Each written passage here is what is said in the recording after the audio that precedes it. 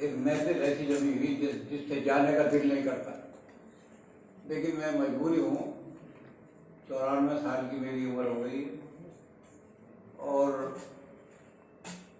जब मेरे पास उन्होंने टेलीफोन किया था तो उस दिन मेरी तबीयत बहुत ख़राब थी।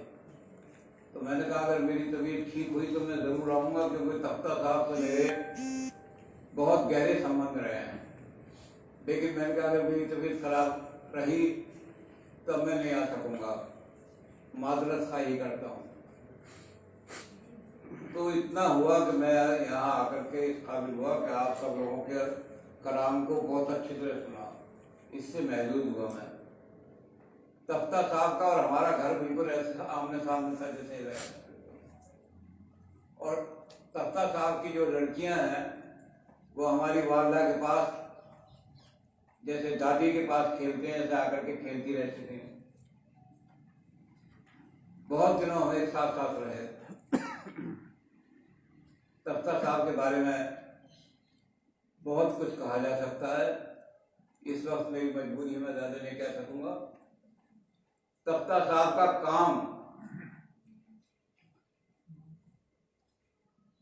जो उनके शोध का काम था, साइंस का काम था, और तख्ता साहब का कलाम, उनके काम में और कलाम में बहुत काफी बिल्कुल फर्क था, बहुत ज़्यादा फर्क था।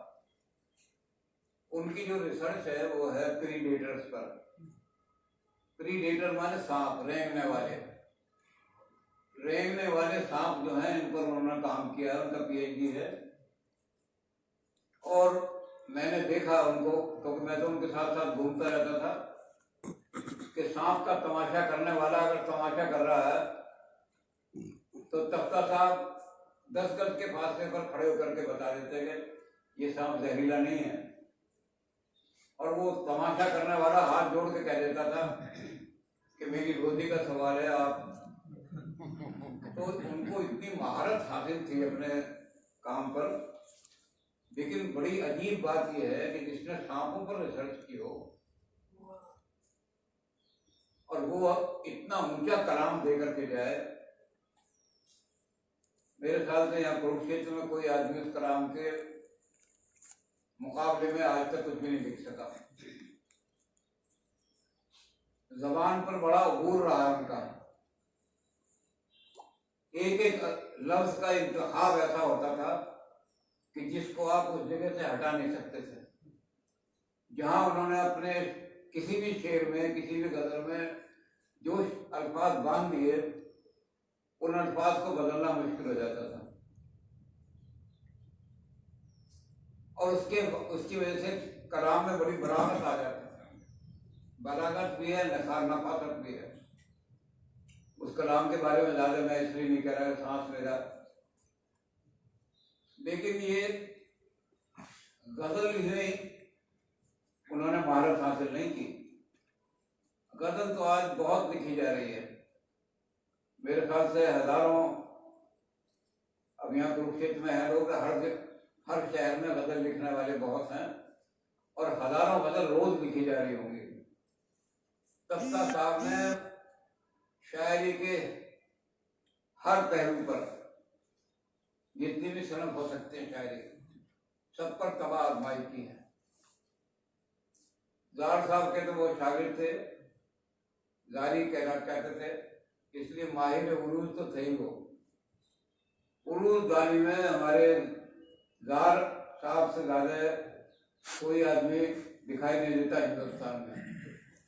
उनकी किताबें जो है जार साहब की, वो पाकिस्तान में भी, तुर्किस्तान में भी, उज़्बेकिस्तान में भी वहाँ सारी पढ़ाई जाती हैं।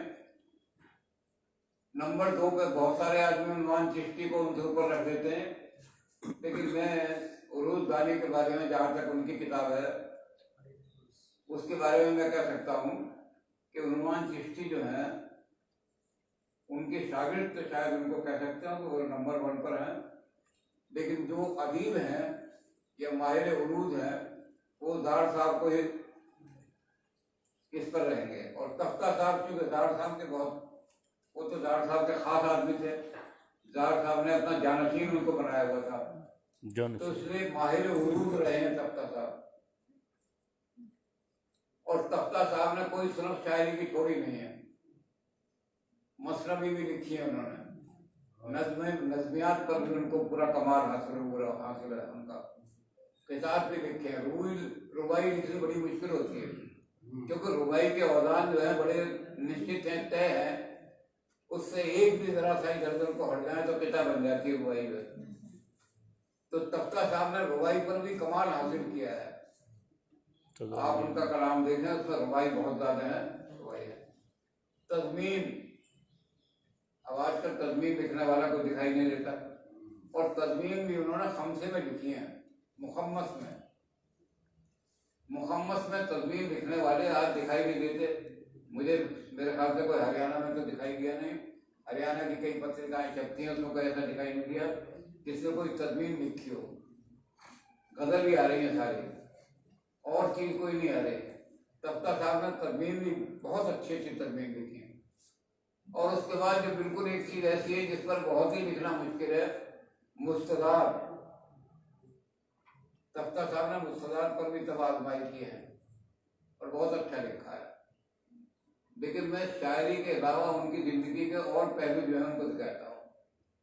तख्ता साहब जब यहाँ आए कुरुक्षेत्र में, तो यहाँ एक बज़्म बनी हुई थी, उसका नाम था बज़्म सुखन। चांद साहब उसके सेक्रेटरी रहे, महेंद्र प्रताप चांद, जब से वो बज़्म बनी आखिर तक सेक्रेटरी रहे। तख्ता साहब उसके वाइस प्रेसिडेंट रहे। और हमारे बीएन दत्ता जो कि उर्दू के एक सुतून है, ब्रह्मदत्त कासिर, उनके फर्जंदे रशीद थे, बहुत अदब नवाज थे, अदब परस्त थे। वो उसके सदर रहे। मुझे भी उस बज़्म की खिदमत करने का मौका मिलता रहा आखिर तक। तख्ता साहब उस बज़्म की रौनक अफजा ही रहे। तख्ता साहब ने बड़े बड़े मुशायरे मुनक़िद कराए। अब आप देखिए कि हिंदुस्तान का, पाकिस्तान का एक मायना शायर फैज साहब यहाँ आते हैं, 2 दिन यहाँ क़याम फरमाते हैं कुरुक्षेत्र में। तख्ता साहब और दत्ता साहब जो ब्रह्मदत्त कासिर के रहे, उनसे वो बड़े मुतासिर होकर के जाते हैं, अपना असर तो छोड़ करके जाते हैं। लेकिन तख्ता साहब की जो ज़ुबानदानी थी, उस ज़ुबानदानी से इतना कहते थे कि आज बर्रे सगीर का मतलब पाकिस्तान और हिंदुस्तान में इतनी पुख्ता ज़ुबान लिखने वाला कोई आदमी दिखाई नहीं देता। बहुत थोड़े आदमी दिखाई देते हैं जो इतनी पुख्ता उर्दू लिखने वाले हों। तो तख्ता साहब का शायरी के इलाके में तो इलाका रहा है, लेकिन तख्ता साहब हमारी दूसरी एक और बढ़िया संस्था थी यूनिवर्सिटी की, उसके साथ जुड़े रहे। वो कल्चरल सोसाइटी थी, यूक्रेन कल्चरल सोसाइटी, और उसका जो सारे हिंदुस्तान के अंदर उसका बहुत ऊंचा मकाम था, जहाँ जाते थे वो बड़े, उसके लिए कोई डायलॉग लिखने होते थे, उसके लिए कोई मकाले लिखने होते थे। कई मकाले उन्होंने ऐसे लिखे तख्ता साहब ने, जो आज तक लोग उनको, एक उन्होंने नाटक लिखा, स्क्रिप्ट लिखा, छोटा नाटक होता है स्क्रिप्ट, एक स्क्रिप्ट लिखा, उसका नाम था 1 वर्ड स्क्रिप्ट, यानी जो भी पात्र बोलेगा एक ही शब्द बोलेगा, दूसरा शब्द नहीं बोलेगा, दूसरा शब्द बोलेगा। तो उसके सारे लिखने वाले तख्ता साहब थे। जब उसको मंच पर लाया गया तो तारीफ तो होनी थी इसकी कि सारा नाटक जो है एक शब्द में ही सारा नाटक पूरा हो गया, वो दूसरा शब्द बोलने की जरूरत नहीं पड़ी। दरवाजा खटखटा रहा है, अगर हु हस्बैंड हाइट, अब एक शब्द बोल रहे हैं सारे। वो आता है, उसका हस्बैंड अंदर आकर के देखता है, कहता है पैरामूर, और उसके बाद वो पुलिस को बुलाता है, पुलिस वाला आता, कहता है अरेस्ट। अब पुलिस वाला खड़ा हो जाता है, वो कहता है अरेस्ट, पुलिस वाला कहता है नो, वो कहता है वाई, और सैल्यूट मार के कहता है इंस्पेक्टर। ये नीचे खाट के जो है घुसा हुआ है इंस्पेक्टर है। तो तख्ता साहब ने पूरा एक शब्द में सारा सारा लिख करके दिया।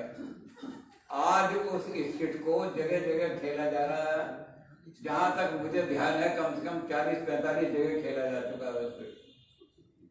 तो ऐसे कई चीजें लिखी उन्होंने। एक और स्क्रिप्ट लिखा था, वो था टेलीफोन। उस टेलीफोन को भी आप हरियाणा के कॉलेजों में जाके देखें तो पता नहीं कितनी जगह वो स्क्रिप्ट जो है तख्ता साहब का लिखा हुआ। तो तख्ता साहब को हम उससे भी देखते हैं, इस नजरिए से भी, कि उन्होंने जो कुछ लिखा, शायरी के अलावा भी जो कुछ लिखा, कोई मायनात चीज लिख करके उन्होंने दे दी, कला के क्षेत्र में दे दी, इंसानियत का। और दोनों जबानों पर उनका बड़ा अबूर था। उर्दू पर तो था ये अबूर, संस्कृत पर भी उतना ही अबूर था। संस्कृत के श्लोक जब बोलते थे तख्ता साहब, तो मेरे ख्याल से अच्छे अच्छे पंडित जो है वो भी घबरा जाते थे। गीता के श्लोक बोल रहे हैं, उपनिषद के बोल रहे हैं, तो दोनों जबानों पर बड़ा अबूर उनको रहता था तख्ता साहब को।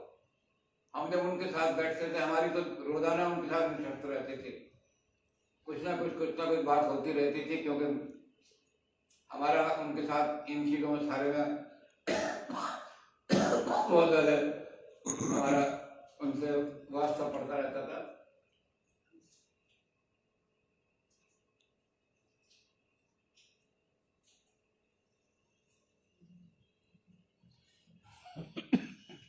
तो एक दोस्ती के लिहाज से भी हमारा 3 आदमियों का तो ग्रुप था ही यहाँ पर, जो बजमे सोहन का था।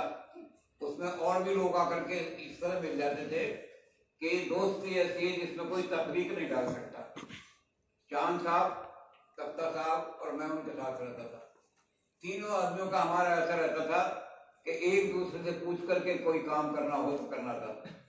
तख्ता साहब अपना ज़ूलॉजी डिपार्टमेंट और मेरा फिलॉसफी डिपार्टमेंट, लेकिन कोई ज़ूलॉजी डिपार्टमेंट में किसी के खिलाफ एक्शन लेना है या कोई चीज़ खरीदनी है या और कुछ देखनी है, तो सलाह करने के लिए दोपहर में जब हम बैठते थे सलाह होती थी हमारे साथ।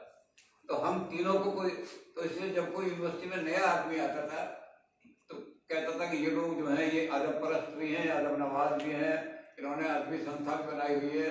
बजमे सुखन में जितने भी उर्दू के लोग थे उसमें सबको जोड़ा हुआ था मैं। जो भी जिस आदमी का पता लग जाता था कि थोड़ी बहुत उर्दू जुबान जानता है, उसको पकड़ के हम बज़्म में ले आते थे। बड़ी अच्छी बज़्म हमारी बन रही थी सारी। और जो उर्दू के अलावा दूसरे लोग थे वो भी हमारे साथ आकर के जुड़ाते थे। डॉक्टर अस्थाना, अब वो उर्दू के नहीं थे, हिंदी के आदमी थे, लेकिन वो हमारे साथ इसलिए जुड़ जाते थे कि हमारा वो एक दे करके, अब हमने जब तक, मैं चूंकि ज्यादा बोलते हुए मुझे वो रहा, जब तक मैं 6 साल डायरेक्टर रहा यूथ वेलफेयर का, और 6 साल के डायरेक्टर में ये था कि 11-11 बजे तक, 11:30 बजे तक हॉस्टल से लड़कियां आती थी हमारे यहाँ, वहां आकर के सारी रिहर्सल वगैरह करते रहती थी, और वो वहां पहुंच जाती थी, बिल्कुल किसी तरह की कोई घटना नहीं हुई। आज वो घटना ऐसी हो रही है कि अगर 9 बजे के बाद भी कोई लड़की बाहर निकले तो कोई ना कोई दुर्घटना हो जाती है। तो यूनिवर्सिटी ने अपने नियम बदल दिए कि डांस के प्रोग्राम रात को नहीं होंगे, जबकि सारी लाइट वगैरह रात को बहुत अच्छी होती है। तो इसलिए बदल दिए कि ऐसा कोई ग्रुप बन नहीं सका जैसा ग्रुप था। तो उस सारी चीज को हम जब याद करते हैं तो तख्ता साहब का वो याद आ जाता है कि वो इंसान के तौर पर भी, इंसानियत के तौर पर भी, एक दोस्त नवाजी के तौर पर भी, दोस्ती के तौर पर भी, एक ऊंचे, बहुत ऊंचे अदीब, जिसका अदब के अंदर बहुत ऊंचा मकाम है, जिसका उर्दू जुबान में बहुत ऊंचा मकाम है, जिनके लिखे हुए अशार जो हैं उनको वही आदमी समझ सकता है जो उर्दू को अच्छी तरह समझता हो। जिसकी उर्दू पर पुख्ता कोई किसी तरह से अबूर नहीं है, वो तो बहुत सारी उनके किताब को, उनके तज़मीन को समझ भी नहीं सकता तख्ता साहब को। तो बहुत ऊंचा उनका कलाम था और हम उससे बड़े महसूस होते थे, लुत्फानंदाज होते थे। और लुत्फानंदाजी में हमें बहुत सारी ज़बान की चीज़ें, बहुत सारी चीज़ें ऐसी मिलती थी, ज़बानदारी के जो अल्फाज बहुत सारे हमें ज़ख़ीरा अल्फाज का उनसे मिल जाता था। तो मैं उनको, जैसा कि मैंने कहा कि उनके बारे में बहुत कुछ कहा जा सकता है, एक बात कह करके बस मैं चुके बोल कर कि आप चाहें तो मैं उन्वान बदल दूं, लेकिन तख्ता साहब का नाम बदल दूं मैं, ऊपर किसी और का नाम लिख दूं, तो जल्दी खत्म हो जाएगा कैसा। किसी का नाम और लिख दूंगा तो एक पेज में खत्म हो जाएगा। तो आप चाहें तो अनुमान बदल दूं, लेकिन उम्र दरकार है अफसाना बदलने के लिए। तख्ता साहब ने जो कलाम लिखा है उसके बारे में, तख्ता साहब ने जो कल्चरल प्रोग्राम के अंदर जितने डायलॉग्स लिख करके दिए हैं, स्क्रिप्ट लिख करके दिए हैं, एक आध जगह तो उन्होंने डायरेक्शन भी दी है। एक हमने स्क्रिप्ट रखा था, उसका नाम था कफन गोटे वाला। उसमें हम ये दिखाना चाहते थे कि एक लड़की को जला दिया है उसके सास ससुर ने, तो उसका बाप जो है वो कहते हैं पगड़ी लाओ, लड़की चूंकि मरी है तो चुन्नी भी ससुराल से वहां से आएगी उसके घर, तो वो कफन लेकर के आता है गोटे वाला, गोटा लगा हुआ होता है, और आखिर में वो सारी बात कहने के कहता है बेटी मैंने दहेज में हर चीज दी थी, किसी चीज की कमी नहीं छोड़ी थी, सिर्फ एक चीज रह गई थी कि कफन नहीं दिया था मैंने, और आज तुमने वो कफन जो है वो भी मंगवा दिया मेरे से, कोई कमी रही हो तो और बता दो, मैं कहने को तैयार हूं। तो ये स्क्रिप्ट था। आईसी मित्तल उन्हीं के चेहरे थे। आईसी मित्तल को काम दिया गया सारा काम करने का, और तख्ता साहब ने इसकी डायरेक्शन दी।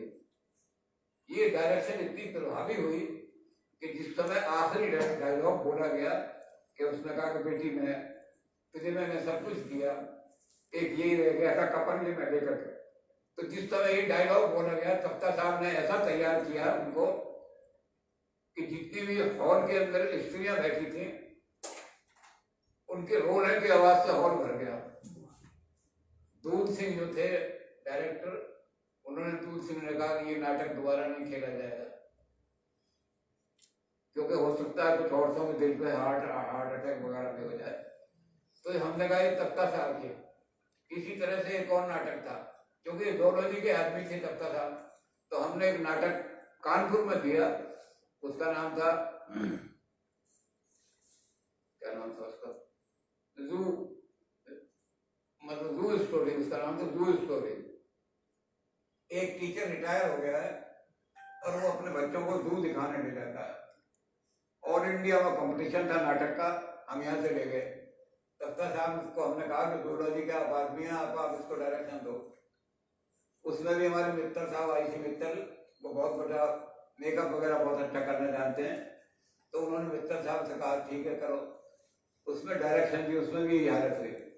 वो जो रिटायर हो गए हैं टीचर, वो टीचर अपने लड़कों को कहता है कि देखो ये लोमड़ी है, वो अंग्रेजी में था नाटक, वो ये कहता है लोमड़ी है, इसकी ये हैबिट होती है, इतनी चालाक होती है।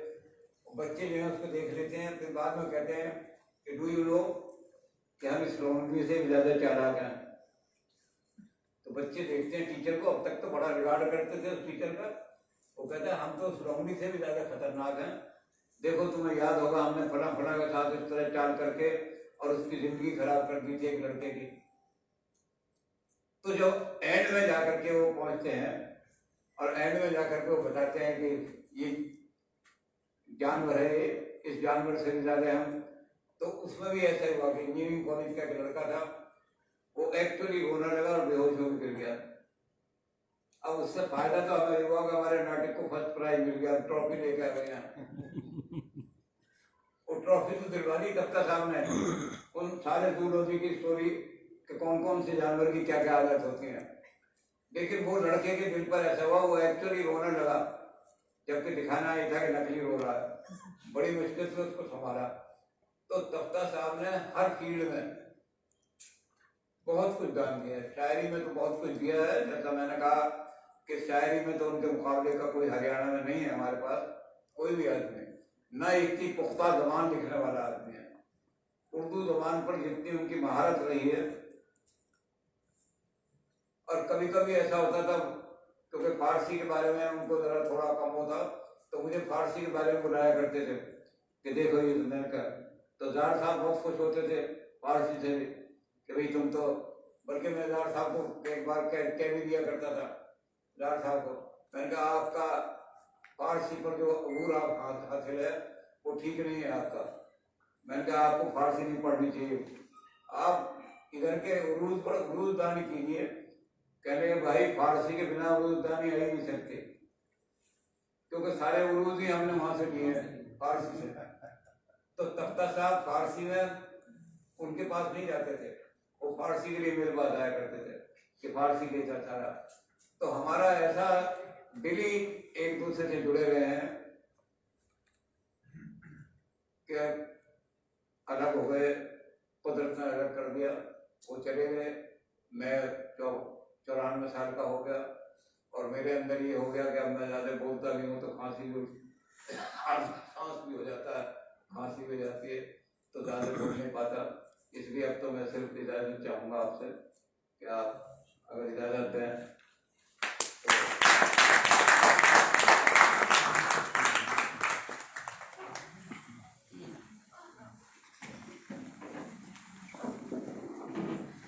तो। बहुत बहुत शुक्रिया आज आपके शब्दों के माध्यम से जो आशीर्वाद हमें मिला। मैं परवाज़े गज़ल से आचार्य ज्ञात जी, डॉक्टर संजीव अंजुम, सूबे सिंह सुजान जी, डॉक्टर नाफिसा बालवी जी, आप सभी से ये हमारी अम्मा के पास गुजारिश करती हूँ कि आप सभी सम्मानित करें हमारे आदरणीय डॉक्टर हिम्मत सिंह सेनाथ जी को।